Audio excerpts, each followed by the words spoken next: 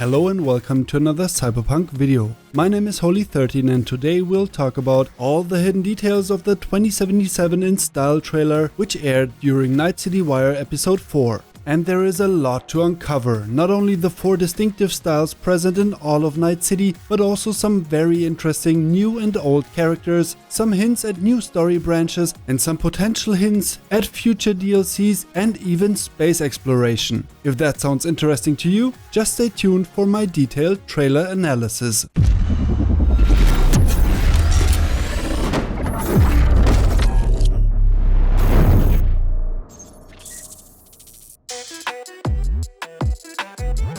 Here we get a glimpse of the character creation screen with your typical presets and a randomizer on the left hand side and a plethora of customization options on the right. And if you can trust the length of the scroll bar, then there should be around 25 to 30 different categories to choose from. And I wonder what kind of quest we can see here. The folks standing around the pool table most certainly aren't just hanging out in a bar to play some pool. It's such a strange combination of characters. 2 corpos, a cowboy and what looks like 2 street kids. That just seems like a really odd combination. They just don't look like a bunch of friends meeting in a bar after work. And I already called it in my last trailer analysis and I will say it again. North Oak, the east side and the area around Charter Hill will be the place with the best views of Night City's skyline. Just an absolutely epic location for sunset and night shots. This is another very nice image of the Chevillon Thrax roaming around Night City, about to cross Poplar Street. Every street in Night City was named by the devs to make the city more believable and immersive for the player, and also to give you the chance to describe in detail to your friends and other people where you were when you did a certain quest or found a particular item. And this is a beautiful shot of the inside of Lizzie's bar from the upper floor. As this is the headquarters of the Moxie's gang, which essentially are a group of mostly sex workers, people tend to come to Lizzie's bar for exciting braindance adventures and, yeah well, porn. Here we've got 2 magazines of the dark future, Ballsy and Milfgard, which very coincidentally has the same lettering as one of the main towns of The Witcher 3, Nilfgaard. Well played, CD Projekt, well played. And I wonder if we were actually able to read those magazines. Considering the red lighting, this shot probably is from the other bar with the pool table, and it seems to be the bar where the Valentino's gang members hang out a lot. We've seen this shot from the Johnny Silverhand or Samurai concept before in other trailers. And of course, this has to be some kind of flashback or braindance experience, since we are playing as Johnny and normally when we play V, Johnny only appears as a ghost. And this is yet another shot from presumably the same scene, as the player is clearly in the role of Johnny Silverhand threatening this other dude. Maybe he is another member of Samurai? At first glance I would have thought that this fine looking lady is a member of the Tiger Claws. But in the next shot it's pretty obvious that we are in Valentino's turf. So maybe she might be also some VIP of the Valentinos? Her very unique look definitely makes me want to think that she's a very special character in this story. Just look at the golden arms and the very eccentric clothing style. And another little detail is that in front of her on the table there are some interactable grenades. You can clearly see the blue outline on those flashbangs or perhaps smoke grenades. Here you can see a Rayfield Caliburn and an unknown Chevillon truck in front of this very interesting building. Maybe a nightclub or a very expensive store called Jinguchi. And personally, I absolutely love this crazy style of the Tiger Claws killer ballerina. She got her akimbo weapon strapped to her body and those absolutely insane leg augmentations. I wonder if those are only for style or if they have some kind of particular purpose to them. Can you guess who might be this woman that gives us the very unique looking necklace? The pendant looks like a bullet or maybe a vial? I have absolutely no clue who that could be. And this dude is your typical Valentino gang member. And in case you were wondering about the lettering on the car, Somos la Muerte means we are death. Right next to this massive highway with at least 14 lanes and what seems to be the headquarters of Softsys, there is this giant billboard with the latest spring collection from Avante, with the catchphrase, "We talk fashion." Next up, we've got some pretty gory footage of an Arasaka surveillance camera, with this Asian looking woman absolutely destroying the dude with her mantis blades. She looks like some kind of corpo lady, maybe someone from Arasaka? And this TV show host of a show that is clearly all about cybernetics really appreciates the girl's moves. And now we get to the meat of the trailer, the 4 very distinguishable art styles in Night City that are present everywhere in the game. You'll find those styles not only in clothes, but also in cars, in weapons, in various districts, buildings, and even in such trivial things like vending machines all around Night City. For us, the players, it is just a visually noticeable difference, but the developers very early on in production decided to differentiate between 4 different and very unique art styles. This has multiple purposes. It will, for example, define how wealthy a person is and to which gang they're associated to, or maybe how rundown an item is, and also specify to which area or district of Night City it belongs to. So basically, this is a very smart way of categorizing practically everything and everybody in the game. Those 4 art styles are Kitsch, Anthropism, NeoMilitarism and NeoKitsch, and we will go over them in depth in just a bit. Starting with Kitsch, which is the first of the futuristic styles of Night City. It screams rebellion, looking different, disagreeing with being normal. Functionality is not important, looking awesome is. Kitsch is all about style over substance, and it is your typical street kid style. The Valentinos, the Tiger Claws and the Moxies are true kitsch gangs. Neon hair, shiny chrome cyberware, illuminated tattoos like the girl here in the front are what defines absolute textbook kitsch. I love the detail that the illuminated tattoos shine through the stockings. This is just absolutely brilliant. And as you can see, most of the people have lots of cybernetics that don't seem to have any other functionality than looking cool. And now we're back in Ziggy Q's TV show. We already know of the postcards from Night City trailer. I did a full breakdown of that trailer too, and I highly recommend you check that out, as it probably is my most favorite trailer to date. Just so much really awesome stuff to talk about. You'll find a link to that video in the upper right hand corner or in the description box down below. In this part of the show, it seems like Ziggy Q is handing out some Militech cybernetic arms to a homeless and armless man. Here we've got another great shot of the bouncer in front of Lizzie's braindance bar, and it really is so unfortunate that we can't wield those akimbo weapons. I really love the material and color palette on the left side that defines the kitsch look in this early concept art. And yet again, the braindance junkies in Lizzie's bar. It's really astounding how many different clothes are in the game. Just imagine we could wear and mix and match most of them. I'm really looking forward to your styles for your very own V when the game launches.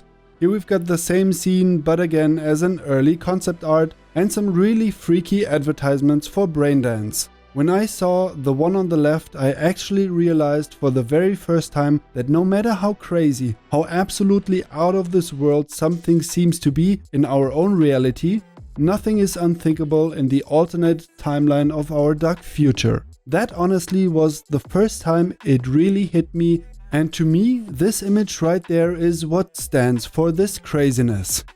Here we've got another shot of the street right in front of V's apartment complex. I really love about this trailer that it's very clear that the people of Night City, male and female, come in various styles and also in all shapes and forms, small and tall and also thin and curvy.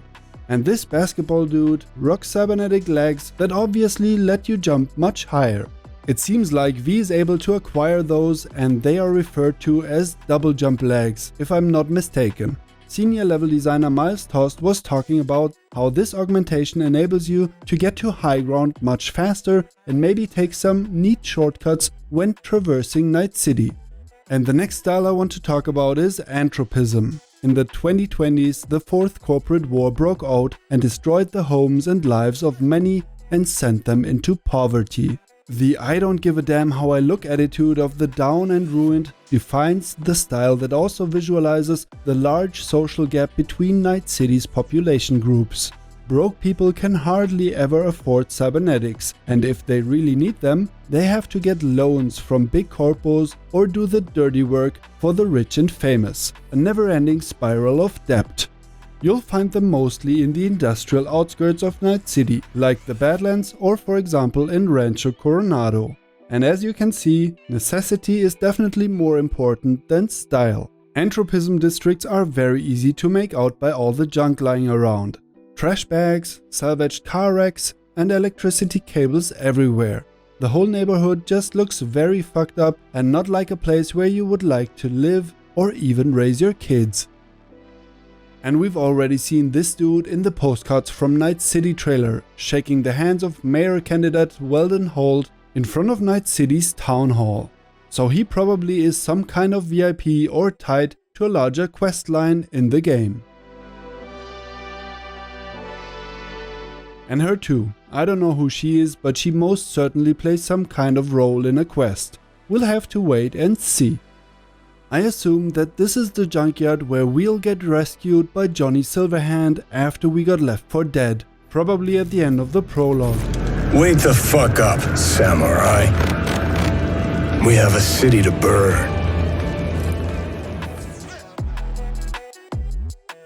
And this is also a very interesting shot with the kid in the foreground and the transportation AV that crashed into that building. Might be just a random world event or also tied to a quest or side quest. But now we're talking NeoMilitarism, the slick and elegant style of the corporate world. If you choose to start your journey as a corpo, you will be surrounded by people with this clean and fashionable wardrobe. Their motto is substance over style, and you'll be hanging out in the wealthier and safer parts of the city, like for example the city center. But just as in real life, many people will hide their true self behind this facade. And look at this Chevillon Militech truck. This one is definitely a keeper. I hope we can earn this one through a quest or somewhere along our journey through Night City.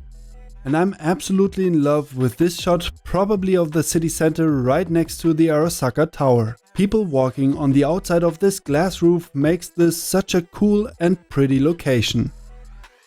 And the next one is definitely a shot of the Arasaka Tower in the city center, because this shows the memorial site and the foundation of the original building that was destroyed by Johnny Silverhand and Morgan Freeman in an attack during the Fourth Corporate War. Their strike team detonated a small nuclear bomb and destroyed the city center and half of Night City in 2023. And I have to point out the irony of the sentence "we shall never forget." This could go both ways. As a reminder of the tragic events in 2023, and of course also as a warning to everyone involved. And this one is an older render of a guy getting fried in an Aerodyne during a braindance session, probably by the infamous Soul Killer program, which was created by Johnny Silverhand's dead girlfriend Alt Cunningham, and then later on stolen by Arasaka. And this is Arthur Jenkins. He is V's direct supervisor in the prologue of the Corpo Life Path. Here you can see the concept art and the used materials and colors to distinguish NeoMilitarism from the other styles in the game. Very clean, very elegant, and very deadly. This is Yorinobu Arasaka, the heir to Saburo Arasaka, the head of the family Corpo. And we already met the high-ranking Corpo chick Meredith Stout several times. Pay attention to the guy at gunpoint in the background. It looks like we are able to save him, because usually this quest ends with Meredith awaiting us. But somehow we're able to change the outcome of the quest so that not Meredith, but this dude is waiting for our arrival. Very interesting indeed. And here it looks like we're getting off by this Corpo. Well, snakes everywhere in the corporate world. You definitely have to watch your back on every step you take. And another thing that gets heavily discussed on social media that I wanted to point out is that it looks like there's a nuke going off outside of the building. But honestly, I don't think that's the case, because the explosion doesn't seem to move I think it's more likely that this is a video wall or a wallpaper of some sorts, and people just see more than there is actually to it. But now let's talk about NeoKitsch, the style that combines the flashiness and bold colors from kitsch and the modern elegance from NeoMilitarism, the fashion of celebrities, the rich and famous, and young heirs to corporate executives. The bolder and more expensive, the better. Even their exotic pets have cybernetic enhancements, or maybe even are straight up cyborgs. Even the materials and colors of this door are a statement for wealth and elegance. Their looks are young, modern, extremely expensive and very flashy. All cybernetic enhancements are the latest in tech and extravaganza in perfection. No kinks, no wrinkles, everything looks brand new. And actually I wonder who that lady is. Love the hair. And this fella here, as strange as it may seem, would be Johnny Silverhand's former samurai band buddy, the rocker boy Kerry Eurodyne. This is how he looked in the flashback sequence in another trailer. Look at the very unique arm tattoos. Obviously, anybody could easily get those in the future, but this would be a really strange coincidence. I really believe that this is the 2077 version of Kerry Eurodyne. This opens up a completely new dynamic and story branch, which obviously could become very interesting. Meet Lizzie Wizzy. She's a singer who once committed suicide while on stage. She was dead for almost an hour and then was revived by Trauma Team, who replaced her entire body with cybernetics. She then continued her show. She has to be considered one of the greatest celebrities in Night City. And to me, this looks like Johnny Silverhand's penthouse in the Becoming Samurai trailer.